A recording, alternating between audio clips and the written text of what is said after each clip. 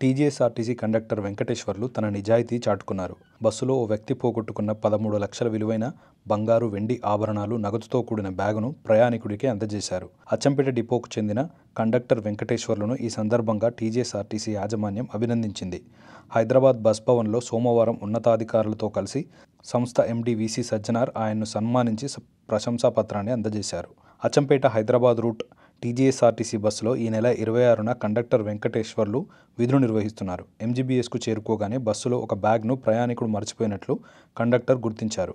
బ్యాగ్ను తెరిచి చూడగా అందులో బంగారు, వెండి ఆభరణాలతో నగదు, పలు సర్టిఫికెట్లు ఉన్నాయి. వెంటనే ఈ విషయాన్ని అచ్చంపేట డీఎం మురళీ దుర్గాప్రసాద్కు ఫోన్లో కండక్టర్ సమాచారం అందించారు.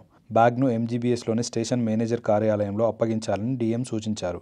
ఇంతలోనే అనిల్ కుమార్ అనే ప్రయాణికుడు డీఎంకి ఫోన్ చేసి బస్సులో బ్యాగ్ మర్చిపోయినట్లు చెప్పారు. కందుకూరులో బస్సు ఎక్కి సిబిఎస్లో దిగి కాచిగూడ వెళ్లిపోయానని పేర్కొన్నారు. ఎంజీబీఎస్లోని స్టేషన్ మేనేజర్ కార్యాలయానికి వెళ్లాలని డీఎం సూచించారు. టీజీఎస్ఆర్టీసీ అధికారులు వివరాలను పరిశీలించి బ్యాగును ప్రయాణికుడు అనిల్ కుమార్కు అందజేశారు. అందులో 14 తులాల బంగారు, 10 తులాల వెండి ఆభరణాలతో పాటు 14,800 నగదు, తన కుమారుడి బర్త్ సర్టిఫికేట్, తన విద్యార్హత ధృవపత్రాలు ఉన్నాయి.